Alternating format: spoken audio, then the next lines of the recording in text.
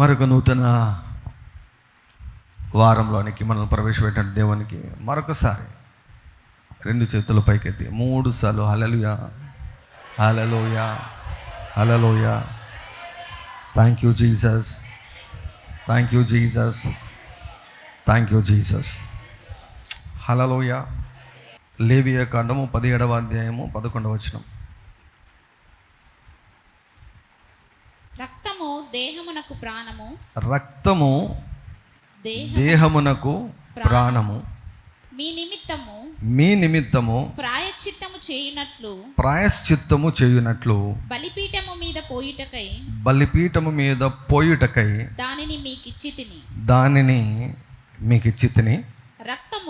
రక్తము దానిలోనున్న ప్రాణమును బట్టి ప్రాయశ్చిత్తము చేయును. కాబట్టి చాలమ్మా, ఒకసారి మనం అందరం కలిసి చదువుదామా? ఓకే, 11వ వచనం అందరం కలిసి చదువుదాం. లేవియా కాండము 17వ అధ్యాయము 11వ వచనం అందరం కలిసి చదువుదాం. 1 2 3. రక్తము దేహమునకు ప్రాణము, మీ నిమిత్తము ప్రాయశ్చిత్తము చేయనట్లు బలిపీఠం మీద పోయిటకై దానిని మీకిచ్చి తిని. రక్తము దానిలోనున్న ప్రాణమును బట్టి ప్రాయశ్చిత్తము చేయును. సో ఈ వాక్యంలో రక్తము దేహానికి, దేహము బ్రతకాలంటే దేహానికి ఏం కావాలి? రక్తం కావాలి. రక్తం లేకపోతే దేహము పని చేయదు కదా. షుగర్ జబ్బు వచ్చినప్పుడు, కొన్ని రకాల జబ్బులు వచ్చినప్పుడు కాళ్ళు చేతులు తీసేస్తారు. ఎందుకు? రక్త ప్రసరణ జరగదు కాబట్టి. రక్తమే దేహానికి ప్రాణం. దేవుడు అలా రక్తాన్ని నియమించాడు. సో రక్తం లేకపోతే దేహము బ్రతకదు. సో రక్తంలో ఏముంది? జీవం ఉంది, ప్రాణం ఉంది. రక్తములో మరణం లేదు, రక్తములో జీవం ఉంది. There is no death in the blood and there is life in the blood. రక్తములో జీవం ఉంది. మీ నిమిత్తము ప్రాయశ్చిత్తము చేయనట్లు బలిపీఠం మీద పోయేటకే దానిని మీకిచ్చి తిని. ఓకే, సో ఇక ఈ 2 మాటలు చూడండి. దేహానికి ప్రాణము రక్తం. ఆ రక్తాన్ని దేవుడు మనకిచ్చాడు. God has given us the blood. రక్తాన్ని దేవుడు మనకిచ్చాడు. హల్లెలూయా చెప్పండి అందరూ. రక్తాన్ని దేవుడు నాకిచ్చాడు. రక్తాన్ని దేవుడు నాకు ఇచ్చాడు. దేనికి ఇచ్చాడు? పోయుటకై కదా. బలిపీఠం మీద ప్రాయశ్చిత్తం ఎలా కలుగుతుంది అంటే పోసినప్పుడు. రక్తాన్ని తీసుకొని పోసినప్పుడు ప్రాయశ్చిత్తం కలుగుతుంది. There is life in the blood. రక్తంలో జీవం ఉంది. ఆ రక్తాన్ని దేవుడు మనకిచ్చాడు. ఆ రక్తాన్ని దేనికి ఇచ్చాడంటే బలిపీఠం మీద పోసేదానికి ఇచ్చాడు ఆయన. బలిపీఠం మీద పోసినప్పుడు ప్రాయశ్చిత్తం కలుగుతుంది. మత్తయి సువార్త 26వ అధ్యాయము 27-28 వచనాలు. మరియు ఆయన గిన్నె పట్టుకొని కృతజ్ఞతాస్తుతులు చెల్లించి వారికిచ్చి దీనిలోనిది మీరందరూ త్రాగుడి. ఇది నా రక్తము. ఇది నా రక్తము అనగా పాప క్షమాపణ నిమిత్తము అనేకుల కొరకు చిందించబడుచున్న నిబంధన రక్తము. నేను మామూలు మామూలు మానవుని యొక్క రక్తం గురించి నేను మాట్లాడడం లేదు, కానీ యేసు ప్రభు రక్తం గురించి నేను మాట్లాడుతున్నాను. హల్లెలూయా. దేవుడు ఈ రక్తాన్ని ఇవ్వడంలో కూడా ఆయన యొక్క ముందు చూపు తన కుమారుని యొక్క రక్తం గురించినటువంటి విషయాన్ని మనసులో కలిగి ఉండి ఆయన ఈ విషయాన్ని ప్రస్తావించారు.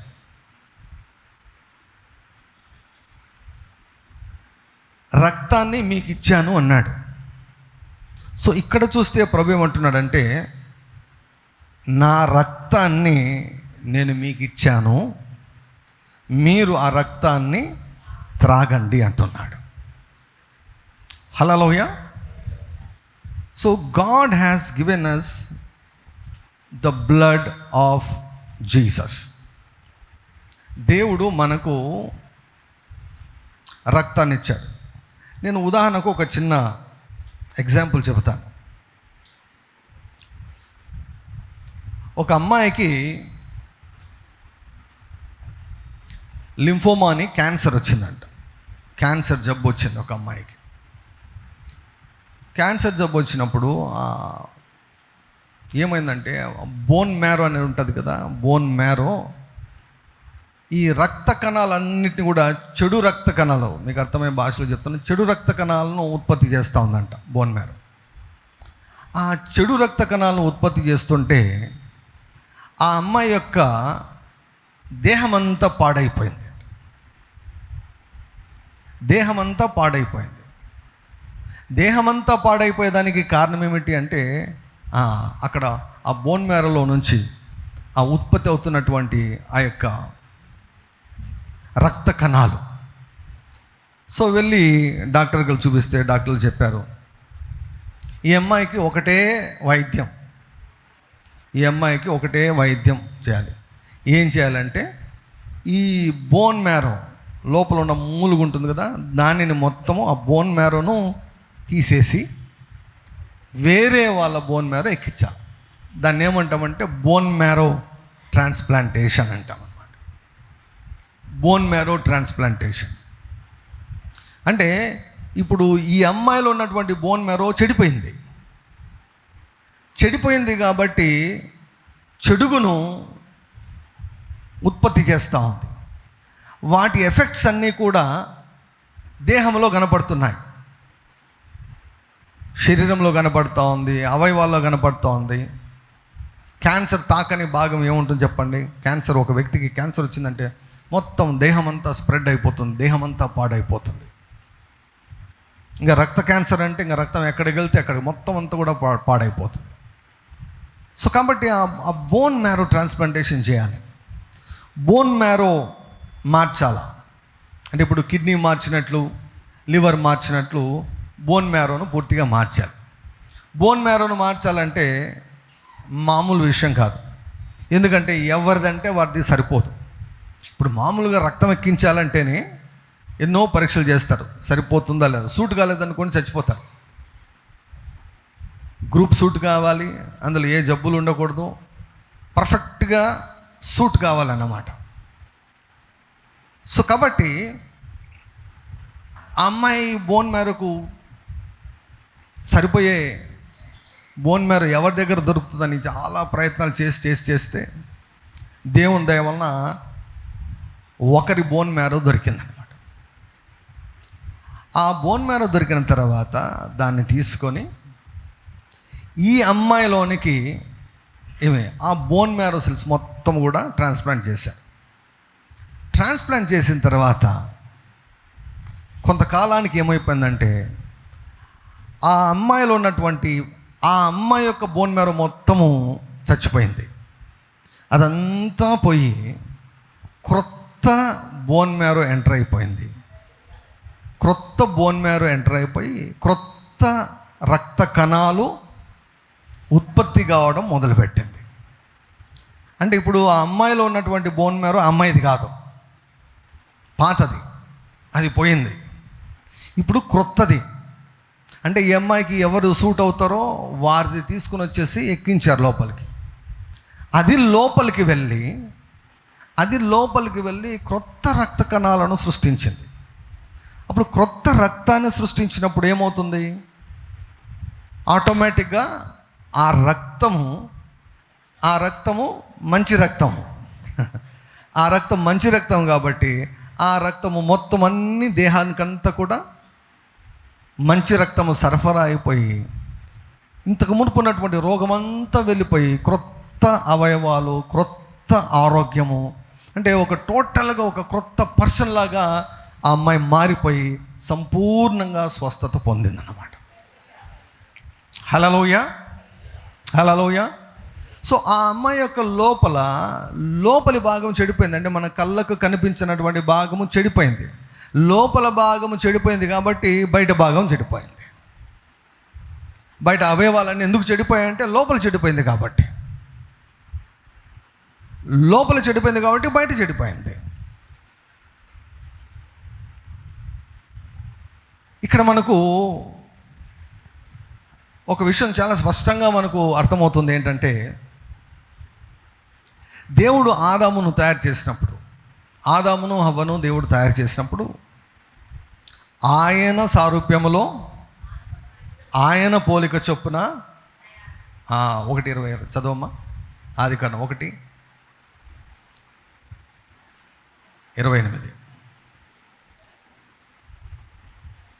దేవుడు ఆయా జాతుల ప్రకారము 28. దేవుడు వారిని ఆశీర్వదించెను. ఎట్లనగా మీరు ఫలించి అభివృద్ధి పొంది 26. దేవుడు మన స్వరూపమందు మన పోలిక చొప్పున నరులను చేయుదము. వారు సముద్రపు చేపలను మన స్వరూపమందు మన పోలిక చొప్పున మనలాగా చేద్దాం, నాలాగా చేద్దామని దేవుడు అనుకున్నాడు. ఇప్పుడు చెప్పండి, దేవునికి జబ్బులు ఉన్నాయా? దేవునిలో ఏదైనా డిఫెక్ట్ ఉందా?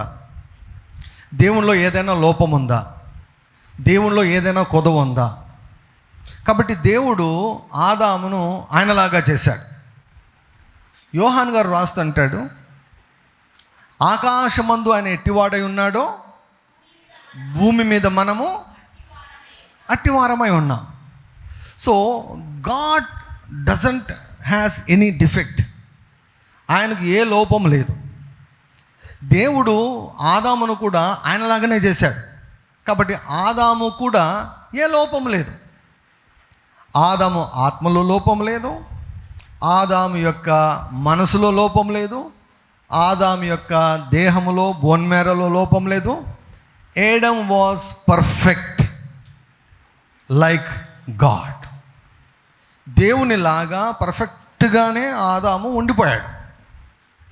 అయితే ఎప్పుడైతే ఆదాము దేవుని నుంచి వేరైపోయాడో, దేవుని నుంచి ఎప్పుడైతే వేరైపోయాడో ఎవరితో కలుసుకున్నాడు? సాతానుతో కలుసుకున్నాడు. లోపల ఏమైపోయింది? ఆత్మ, కనిపించినటువంటి ఆత్మ చెడిపోయింది. కనిపించినటువంటి ఆత్మ చెడిపోయిన వెంటనే ఏమైపోయింది?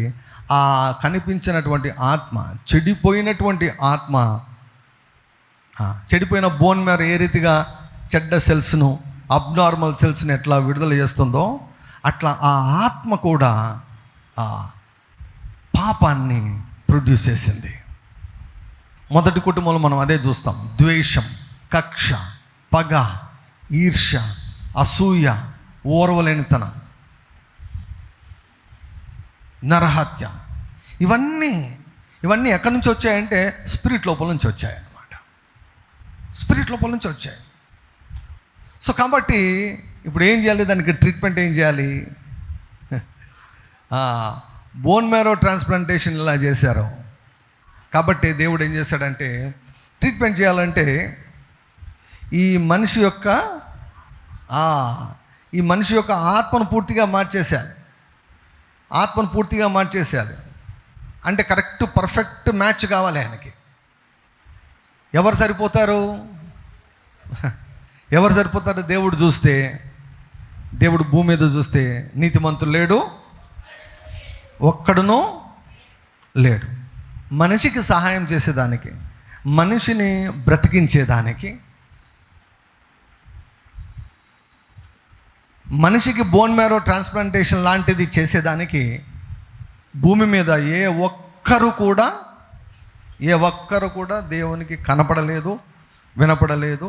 ఇక ఒక్కరు కూడా పుట్టేదానికి కూడా అవకాశము లేదు. కాబట్టి ఏం చేశాడంటే దేవుడు, ఆయన చూస్తే ఆయన కుమారుడు కనిపించాడు. ఆత్మరూపి అయినటువంటి ఆయన కుమారుడు కనిపించాడు. ఆయన కుమారునితో మాట్లాడాడు. ఆయన కుమారుడికి చెప్పాడు, నీ రక్తమైతే మనుషులకు సూట్ అవుతుంది. హల్లెలూయా. నీ రక్తమైతే మనుషులకు సూట్ అవుతుంది అని చెప్పినప్పుడు ఆయన రక్త మాంసములతో ఆయన మానవుడిగా భూమి మీదకి వచ్చాడు. హల్లెలూయా. దేహానికి ప్రాణం ఏంటి? రక్తం. కాబట్టి మనము దేవుని యొక్క దృష్టిలో మనము జీవించుతూ మనం ఉండాలి అంటే మనకి ఏం అవసరం అంటే మనకు రక్తం అవసరం. మనకు ఒక మాటలో చెప్పాలంటే ఆదాము పాపం చేసినప్పుడు రక్తం చెడిపోయింది.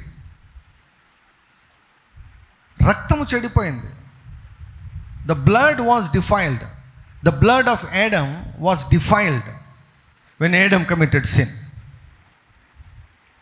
రక్తము పాడైపోయిందన్నమాట. సో బోన్ మ్యారో పాడైపోతే బోన్ మ్యారో కొరకు వెతికారు. ఇప్పుడు రక్తం పాడైపోయింది.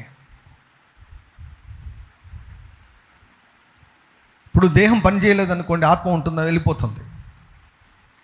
ఆత్మ ఒక దేహంలో ఉండాలంటే ఏం కావాలి? రక్తం కావాలి. ఆత్మకు ఆధారం, భూమి మీద ఆత్మకు ఆధారం దేహం సరిగా పనిచేయాలి. దేహం సరిగా పనిచేయాలంటే దేహానికి రక్తం ఉండాలి. సో ఆ రక్తం చెడిపోయింది. కాబట్టి ఆ ఆత్మ చచ్చిన స్థితిలోనికి వెళ్ళిపోయింది. ఎఫెసీ 2:5 చదవమ్మా.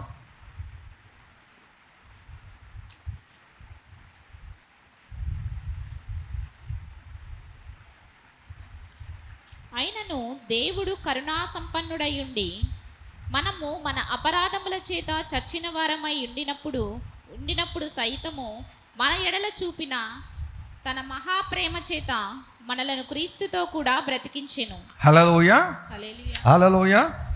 అయినను దేవుడు కరుణా సంపన్నుడై ఉండి మనము మన అపరాధముల చేత చచ్చిన వారమై.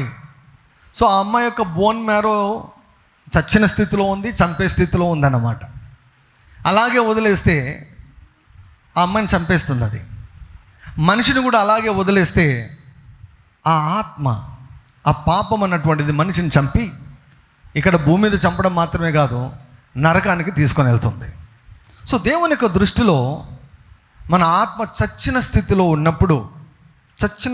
ఉన్నప్పుడు ఆయన కరుణా సంపన్నుడై ఉండి మనము మన అపరాధముల చేత చచ్చిన వారమై ఉండినప్పుడు సైతము మన ఎడల చూపిన తన మహాప్రేమ ఎప్పుడు చూపాడు? మనం పుట్టక మునిపే చూపాడు. హల్లెలూయా. మనము కొన్ని విషయాలను గుర్తించాలి. దేవుడు మనపైన ఎప్పుడో మహాప్రేమను చూపించాడు. మామూలు ప్రేమ కాదు, మహాప్రేమను. అందరు చెప్పండి, మహాప్రేమ. హల్లెలూయా. మహాప్రేమను చూపించాడు. మహాప్రేమను చూపించి మహాప్రేమ చేత మనలను క్రీస్తుతో కూడా బ్రతికించెను. కృపచేత మీరు రక్షించబడి ఉన్నారు.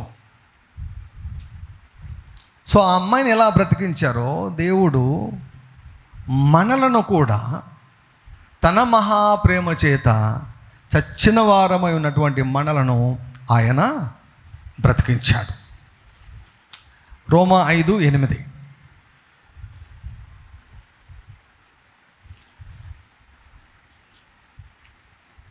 అయితే దేవుడు మన ఎడల తన ప్రేమను వెల్లడిపరచుచున్నాడు. ఎట్లనగా మనమింకనూ పాపులమై ఉండగానే క్రీస్తు మన కొరకు చనిపోయెను. 6 నుంచి చదువుదామా. 6. ఏలయనగా మనమింకా బలహీనులమై ఉండగా క్రీస్తు యుక్త కాలమున భక్తిహీనుల కొరకు చనిపోయెను. నీతిమంతుని కొరకు సహితము ఒకడు చనిపోవుట అరుదు. మంచివాని కొరకు ఎవడైనా ఒకవేళ చనిపోవ తెగింపవచ్చును. అయితే దేవుడు మన ఎడల తన ప్రేమను వెల్లడిపరచుచున్నాడు. ఎట్లనగా మనమింకను పాపులమై ఉండగానే క్రీస్తు మన కొరకు చనిపోయాను. See, we have to see the love of God. దేవుని ప్రేమను, దేవుని యొక్క మహాప్రేమను మనము ఈ వాక్యము ద్వారా మనం అర్థం చేసుకోవాలి. యుక్త కాలమునంట క్రీస్తు ఎవరి కొరకు చనిపోయాడు? భక్తిహీనుల కొరకు చనిపోయాడు. భక్తిహీనులు అంటే ఎవరు? మనమందరం కూడా భూమి మీద ఉన్నటువంటి ప్రతి ఒక్కరు కూడా భక్తిహీనులే, పాపులు, భక్తిహీనుల కొరకు ఆయన యుక్త కాలములో ఆయన చనిపోయాడు. నీతిమంతుని కొరకు సైతం ఒకడు చనిపోవుట అరుదు. మంచోళ్ళ కొరకు, మంచి వాళ్ళ కొరకు, నీతిమంతుల కొరకు ఎవరైనా చనిపోయేదానికి కొంచెం తెగిస్తారు. నీతిమంతుల కొరకు. చెడ్డవారి కొరకు ఎవరైనా చనిపోతారా? భక్తిహీనుల కొరకు ఎవరైనా చనిపోతారా? సో కాబట్టి దేవుడు ఇక్కడ మన ఎడల తన ప్రేమను ఆయన వెల్లడిపరిచి ఉన్నాడు. ఏంటంటే మనం ఇంకా పాపులమై ఉండగానే క్రీస్తు మన కొరకు చనిపోయాను అంటే ఏంటి? అక్కడ 9వ వచనం, కాబట్టి ఆయన రక్తము వలన, రక్తము కార్చి చనిపోయాడు. అది మామూలు చావు కాదు. యేసు ప్రభు యొక్క చావు మామూలు చావు కాదు, రక్తము కార్చి ఆయన చనిపోయాడు. ఎందుకంటే రక్తము వలననే మనము బ్రతుకుతాము. ఆత్మీయంగా అయినా బ్రతుకుతాము, శారీరకంగా అయినా మానసికంగా అయినా కూడా ఆయన రక్తము ద్వారా మనము బ్రతుకగలము. ఆయన రక్తము వలన ఇప్పుడు నీతిమంతులముగా తీర్చబడి మరింత నిశ్చయముగా ఆయన ద్వారా ఉగ్రత నుంచి రక్షింపబడుదుము. యాక్చువల్గా యేసు ప్రభు రక్తము ఫస్ట్ మనల్ని ఎవరి నుంచి కాపాడిందంటే దేవుని నుంచి కాపాడింది. దేవుని ఉగ్రత నుంచి కాపాడిందంట. సాతాను నుంచి కాదు, పాపం నుంచి కాదు, నరకం నుంచి కాదు, దేని నుంచి కాదు, దేవుని ఉగ్రత నుంచి కాపాడిందంట. ఎందుకంటే చూడండి 10వ వచనము, ఏలయనగా శత్రువులమై ఉండగా ఆయన కుమారుని మరణము ద్వారా మనం దేవునితో సమాధానపరచబడిన వారమై ఆయన జీవించుట చేత మరి నిశ్చయముగా రక్షించబడుదుము. అంతేకాదు మన ప్రభు అయిన యేసుక్రీస్తు ద్వారా మనము దేవుని యందు అతిశయపడుచున్నాము. ఆయన ద్వారానే మనము ఇప్పుడు సమాధాన స్థితి పొంది ఉన్నాము. We have piece with God. దేవునితో మనము సమాధానము కలిగి ఉన్నాము. దేవునికి మనకు మధ్య ఎటువంటి అసమాధానకరమైన పరిస్థితి లేదు. దేవునికి మనకు మధ్య ఎటువంటి మనస్పర్ధలు లేవు. దేవునికి మనకు మధ్య ఎటువంటి అలిగేషన్స్ లేవు. కారణం ఏమిటో తెలుసా? ఆయన రక్తము వలన మనలను దేవుడు నీతిమంతులుగా తీర్చేశాడు. హల్లెలూయా. సో మనం ఇంకా మన పాపములలో అపరాధంలో చచ్చిన వారమై ఉన్నప్పుడు తన మహాప్రేమ చేత ఆయన మనల్ని బ్రతికించాడు. ఇక్కడ తన ప్రేమను వెల్లడి చేస్తున్నాడు. ఏంటంటే మనం ఇంకా భక్తిహీనులమై ఉండగా క్రీస్తు మన కొరకు చనిపోయాడు. ఆయన రక్తము వలన మనల్ని నీతిమంతులుగా తీర్చేశాడు. హల్లెలూయా. నీతిమంతులుగా తీర్చాడు కనుక ఇప్పుడు దేవునితో మనము సమాధానము కలిగి ఉన్నాము. We have piece with God because of the blood of Jesus Christ. ఇప్పుడు నా దగ్గర మొబైల్ ఉంది, ఇది ఐఫోన్ మొబైల్ ఉంది. దీనిలో 1,00,000 ఆప్షన్స్ ఉన్నాయి, కానీ అన్నీ వాడం. కొన్ని మాత్రమే నేను వాడతాను, చాలా కొన్ని వాడతాను, అన్నీ వాడం. కానీ ఎన్నో వాడచ్చు, ఎన్నిటికో ఉపయోగించవచ్చు అన్నమాట ఇది. అదేవిధంగా చాలామందికి రక్తం గురించి కేవలం కొన్ని విషయాలు మాత్రమే తెలుసు. కానీ పరిశుద్ధాత్ముడు ఏం కోరుకుంటున్నాడంటే రక్తం గురించి మనము విస్తారంగా తెలుసుకోవాలని కోరుకుంటున్నాడు. హల్లెలూయా. ఎందుకంటే రక్తము లేకపోతే మనిషికి ఎట్లా జీవం లేదో, రక్తం గురించి తెలియకపోతే కూడా ఆత్మీయ జీవితానికి కూడా అలాగే అర్థం లేకుండా ఉండిపోతుంది. సో మన ఆత్మీయ జీవితానికి రక్తమును గురించినటువంటి జ్ఞానం, రక్తమును గురించినటువంటి అవగాహన, రక్తమును గురించినటువంటి ప్రత్యక్షత, ఆ యేసు రక్తము పైన మనం ఉంచవలసినటువంటి విశ్వాసం చాలా చాలా చాలా చాలా ప్రాముఖ్యమైనవి, చాలా కీలకమైనటువంటివి. ఆదికాండము 3:8 చదవమ్మా. ఆదికాండము 3:8. చల్లపూటను ఆదామును అతని భార్యయు తోటలో సంచరించుచున్న దేవుడైన యెహోవా స్వరమును విని దేవుడైన యెహోవా ఎదుటికి రాకుండా తోట చెట్ల మధ్యను దాగుకొనగా దేవుడైన యెహోవా ఆదామును పిలిచి నీవు ఎక్కడ ఉన్నావు అనెను. అందుకతడు నేను తోటలో నీ స్వరం వినినప్పుడు దిగంబరినిగా ఉంటిని గనుక భయపడి దాగుకొంటిని అనెను. దేవుడు మానవునికి 2 దీవెనలు ఇచ్చాడు, 2 చాలా ముఖ్యమైన దీవెనలు ఇచ్చాడు. ఒకటి సహవాసం ఇచ్చాడు, దేవునితో స్నేహాన్ని ఇచ్చాడు. God has given fellowship to man. దేవునితో సహవాసం చేసేదానికి దేవుడు ఆధిక్యతనిచ్చాడు. ఒకటి. రెండవది ఆధిపత్యాన్ని ఇచ్చాడు, భూమి మీద ఆధిపత్యాన్ని ఇచ్చాడు, భూమి మీద ఏలేదానికి ఆధిపత్యాన్ని ఇచ్చాడు.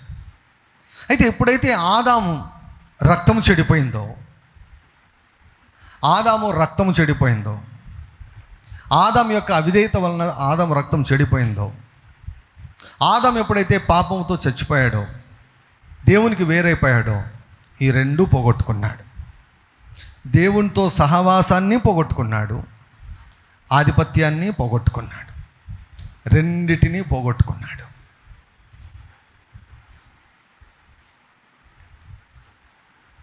కాబట్టి ఇప్పుడు లేవియాకాండం 17:11 ఏముంటుంది? నేను మీకు ఏమి ఇచ్చాను?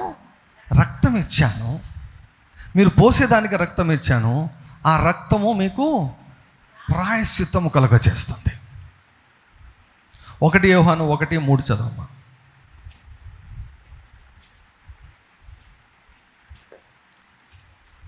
మాతో కూడా మీకును సహవాసము కలుగునట్లు మేము చూచిన దానిని వినిన దానిని మీకును తెలియజేయుచున్నాము. మన సహవాసమైతే తండ్రితో కూడాను ఆయన కుమారుడైన యేసుక్రీస్తుతో కూడాను ఉన్నది. హల్లెలూయా. ఏం పోగొట్టుకున్నాం మనము? సహవాసాన్ని పోగొట్టుకున్నాం. ఇప్పుడు ఏమొచ్చింది మళ్ళీ? మన సహవాసం అయితే తండ్రితో కూడాను ఆయన కుమారుడైన యేసుక్రీస్తుతో కూడాను ఉన్నది. మన సంతోషం పరిపూర్ణమవుటకై మేము ఈ సంగతులను వ్రాయిచున్నాము. We are no more separated from God. దేవుని నుంచి మనము వేరుగా మనము లేము. పౌలు గారు రాస్తుంటారు, అసలు ఈ భూమి మీద కానీ ఈ విశ్వంలో కానీ ఏది కూడా క్రీస్తు ప్రేమ నుంచి మనల్ని వేరు చేయలేదు.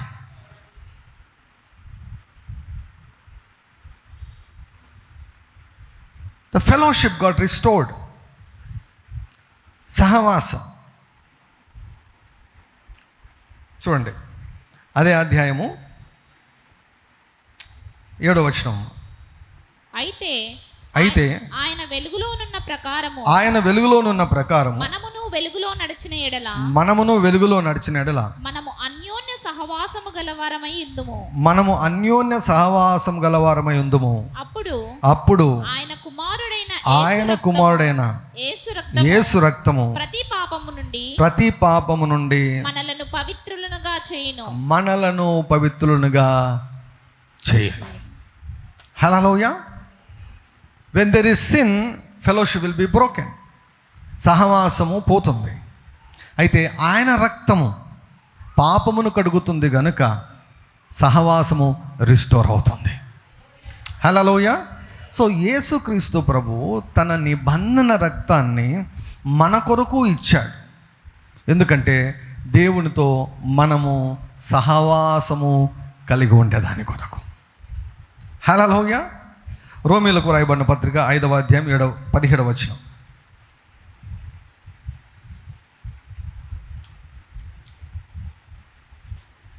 మరణము ఒకని అపరాధ మూలమున వచ్చినదై ఆ ఒకని ద్వారానే ఏలిన ఎడల కృపాబాహుల్యమును నీతి దానమును పొందువారు జీవము గలవారై మరి నిశ్చయముగా యేసుక్రీస్తును ఒకని ద్వారానే ఏలుదురు. ఏంటిది? ఆధిపత్యం, డొమినియన్. నీతి దానము ఎట్లొచ్చింది మనకు? 9వ వచనం చూడండి. 9వ వచనం. కాబట్టి ఆయన రక్తము వలన ఇప్పుడు నీతిమంతులముగా తీర్చబడి చాలు. ఆయన రక్తము వలన మనము నీతిమంతులుగా తీర్చబడ్డాం. సో ఆయన రక్తం వలన మనకు నీతి వచ్చింది గనక, సో ఆయన రక్తము వలన దేవునితో మనకు సహవాసం ఏర్పడింది. ఆయన రక్తము వలన మనము నీతిమంతులంగా తీర్చబడ్డాము గనక ఆ యేసునామములో మరలా మనము ఆధిపత్యాన్ని ప్రదర్శించేదానికి దేవుడు మనకు కృపనిచ్చాడు. ఎఫెసీ 2:8-6 ఎఫెసీ 2:6. క్రీస్తు యేసునందు ఆయన మనకు చేసిన ఉపకారము ద్వారా అత్యధికమైన తన కృపా మహదైశ్వర్యమును రాబో యుగములలో కనపరచు నిమిత్తము క్రీస్తు యేసునందు మనలను ఆయనతో కూడా లేపి పరలోకమందు ఆయనతో కూడా కూర్చుండబెట్టెను. ఏం పోగొట్టుకున్నారు ఆదాము హవ్వలు? సహవాసాన్ని పోగొట్టుకున్నారు, ఆధిపత్యాన్ని పోగొట్టుకున్నారు, కుర్చీ పోగొట్టుకున్నారు అన్నమాట. సింహాసనం పోగొట్టుకున్నారు, పీఠం పోగొట్టుకున్నారు. యేసుక్రీస్తు ప్రభు తాను కార్చినటువంటి రక్తమును బట్టి, ఆ రక్తము ద్వారా తిరిగి మనము దేవునితో సహవాసాన్ని మనం పొందుకున్నాం. హల్లెలూయా. అంత మాత్రమే కాదు, మనకు తెలియనిది ఏంటి అంటే, మనకు కనిపించనిది ఏంటి, తెర వెనుకల జరిగింది, మనం పుట్టక మునిపే జరిగిన విషయం ఏంటంటే, క్రీస్తు యేసునందు మనలను ఆయనతో కూడా లేపి పరలోకమందు ఆయనతో కూడా కూర్చుండబెట్టెను. We are seated with Christ. పైన అంటే అధికారము కలిగినటువంటి సింహాసనంలో దేవుడు మనలను కూర్చుండబెట్టాడు. అంటే పేరుకు మనము ఇక్కడ ఉన్నాము, కానీ మన అసలైనటువంటి స్థానం ఏమిటంటే పైన పరలోకంలో యేసయ్యతో కూర్చొని ఉన్నాము. ఇది బాగా మనకు ఎక్కాలన్నమాట. యేసు రక్తం చేసినటువంటి 2 ముఖ్యమైన కార్యాలు ఏమిటంటే, దేవునితో సహవాసాన్ని ప్రక్కన కూర్చోబెట్టుకున్నాడు ఆయన. సాతాను కోరుకున్నది అదే కదా. సాతాను కోరుకున్నది కుర్చీనే. మనల్ని కూర్చునబెట్టాడు ఆయన. మనం పుట్టక మునిపే ప్రతి ఒక్కరిని తన కృపా మహదైశ్వర్యం నాకు మహిమ కలుగునట్లు ఆయన ఉపకారం చేశాడంట. హల్లెలూయ, హల్లెలూయ. దావీదుకు తెలియనటువంటి విషయం. దావీదు ఏమన్నాడు? నా ప్రాణమా యెహోవాను సన్నతించుము, నా అంతరంగమున సమస్తమా ఆయన పరిశుద్ధ నామమును సన్నతించుము, నా ప్రాణమా యెహోవాను సన్నతించుము, ఆయన చేసిన ఉపకారములలో దేనిని మరొకము, ఆయన నీ దోషములన్నిటినీ క్షమించినవాడు, నీ సంకటములంటే నీ రోగములన్నిటినీ బాగు చేయవాడు, సమాధిలో నుండి నీ ప్రాణమును విమోచించుచున్నాడు, కరుణా కటాక్షములను నీకు కిరీటముగా ధరింపజేయుచున్నాడు. అయిపోయిందా? పక్షిరాజు యవనం వలె నీ యవనం నూతన పరచబడినట్లు మేలుతో ఆయన నీ నోటిని నింపుచున్నాడు. హల్లెలూయ. ఇవి తెలుసు దావీదుకు. కానీ పౌలుకి ఏం తెలుసు? ఏమంటున్నాడు? 6వ వచనము, క్రీస్తు యేసునందు ఆయన మనకు చేసిన ఉపకారము ద్వారా. ఉపకారం ఏంటి? ఉపకారము చచ్చినటువంటి మనల్ని బ్రతికింపజేశాడు. జీవింపజేయడం మాత్రమే కాదు, ఆయన తనతో పాటు మనల్ని కూర్చుండబెట్టాడు. Hallelujah. So I am seated with Christ, you are seated with Christ, we are all seated with Christ. అంటే అక్కడేదో పైన పరలోకంలో కుర్చీలో కూర్చుండడం అని కాదు. అంటే అది అధికారము కలిగినటువంటి స్థానము అని అర్థం. అధికారం కలిగినటువంటి స్థానం, ఏలుబడి చేసే స్థానం. ఆ కుర్చీలో కూర్చొని నువ్వు ఏం చూసినా కూడా కిందికే చూస్తావు నువ్వు, ఇంకా దానిపైన ఏం ఉండదు ఇంకా. Hallelujah, hallelujah. You will never ever be under attack. కొన్నిసార్లు ఐఆమ్ అండర్ అటాక్ బ్రదర్ అంట. అండర్ కాదు, మనం ఎప్పుడు కూడా అబోవ్ అటాకే. దాడి కింద ఉంటాం మనం, ఎప్పుడు కూడా దాడి పైనే ఉంటాం. దాడులు జరుగుతాయి కానీ దాడి పైన ఉంటాం మనం. సో కాబట్టి యేసు రక్తము మన జీవితాల్లో చేసినటువంటి 2 ప్రాముఖ్యమైన విషయాలు ఏంటంటే, తండ్రితో సహవాసాన్ని పునరుద్ధరించాయి. The blood of Jesus restored our fellowship with the Father and Jesus and has given us authority again. ఆధిపత్యాన్ని మరలా మనకు దయచేసి ఇక్కడ దేవుడు తన ప్రేమను వెల్లడి చేయుచున్నాడంట. తన మహాప్రేమను వెల్లడి చేయుచున్నాడంట. మామూలుగా మనం ఎప్పుడు గుర్తిస్తామంటే, ఏదైనా ఈ లోకపరమైనది మనకు అనుకూలమైనది ఏదైనా జరిగిందనుకోండి, దేవుడు ఉన్నాడు, దేవుడు నాకు మేలు చేశాడు అని వీటిని మనం గ్రహిస్తాం. మంచిదే. అందుకే ప్రభు ఏమన్నాడు? దెయ్యాలు మీకు లోబడుచున్నాయని సంతోషించక మీ పేర్లు పరలోకమందు వ్రాయబడి ఉన్నాయని సంతోషించుడి. There are so many things for which we have to be happy and we have to be thank to God. So కాబట్టి ప్రభువా, నీ రక్తాన్ని బట్టి స్తోత్రం. నీ రక్తాన్ని బట్టి నన్ను నీతిమంతునిగా చేశావు. నీ రక్తాన్ని బట్టి తండ్రితో నాకు సహవాసాన్ని మరలా ఇచ్చాం. ఇప్పుడు ఆదాంలాగా మనం దాక్కోవాల్సిన అవసరము లేదు, దాక్కోవాల్సిన అవసరం లేదు, దూరంగా ఉండవలసిన అవసరం లేదు. ధైర్యంగా వెళ్ళొచ్చు అన్నమాట. ధైర్యంగా వెళ్ళొచ్చు. చివరిగా హెబ్రీలకు రాబడిన పత్రిక 10వ అధ్యాయము 19వ వచనం. సహోదరులారా, యేసు మన కొరకు ప్రతిష్ఠించిన మార్గమున, అనగా నూతనమైనదియు జీవము గలదియు ఆయన శరీరము అను తెర ద్వారా ఏర్పరచబడినదియునైన మార్గమున ఆయన రక్తము వలన పరిశుద్ధ స్థలం నందు ప్రవేశించుటకు మనకు ధైర్యము కలిగి ఉన్నది గనుకను. చాలమ్మా. కాబట్టి ఇప్పుడు ఆదాము భయపడ్డాడు దేవుని దగ్గరికి వెళ్ళేదానికి. మనకు ఇప్పుడు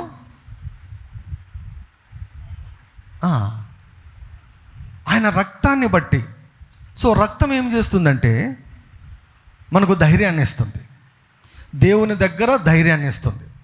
కాబట్టి ఆయన రక్తం వలన పరిశుద్ధ స్థలమునందు ప్రవేశించుటకు మనకు ధైర్యము కలిగి ఉన్నది. ప్రధాన యాజకుడు పాత నిబంధన కాలంలో ఎన్నో జాగ్రత్తలు తీసుకోవాలి. ఎన్నో జాగ్రత్తలు తీసుకుంటే తప్ప ప్రధాన యాజకుడు అంగీకరించబడ్డు, ఆయన తీసుకున్న రక్తము అంగీకరించబడదు. అంగీకరించబడకుంటే అక్కడే చనిపోతాడు. కానీ యేసుక్రీస్తు ప్రభు మన ప్రధాన యాజకుడుగా ఒక్కసారే ప్రవేశించాడు, పర్ఫెక్ట్గా ప్రవేశించాడు. ఆయన రక్తాన్ని ప్రోక్షించేశాడు, 7 మార్లు ప్రోక్షించేశాడు. ఇక తెరను చించేశాడు, పైనుంచి కిందకి దించేశాడు. మనము ఆయన రక్తాన్ని బట్టి ధైర్యముగా ఎప్పుడైనా ఎక్కడైనా ఏ స్థలములో ఉన్నా కూడా ఆయన సన్నిధికి ప్రవేశించవచ్చు. యేసుక్రీస్తు ప్రభువు ఈ ఉపకారమును మనకు చేశాడు. హల్లెలూయా. నీకు వ్యతిరేకంగా వచ్చే ఏ పరిస్థితి కూడా ఎందుకు వర్ధిల్లదో తెలుసా? నీకు దేవుడు ఆధిపత్యాన్ని ఇచ్చాడు. కాబట్టి ఏది కూడా వర్ధిల్లదు. యేసుక్రీస్తు రక్తాన్ని బట్టే అపవాది ఓడిపోయాడు. ఆ రక్తాన్ని గురించి మాట్లాడినప్పుడు ఏదైనా కూడా ఓడిపోవాల్సిందే నీ ఎదుట. ఏదైనా, ఎనీథింగ్. నీవు ఆ రక్తం మీద విశ్వాసాన్ని పెంచుకొని ఆ రక్తాన్ని నువ్వు ఉపయోగించినప్పుడు ఏదైనా ఫైనల్గా లొంగి తీరాల్సిందే.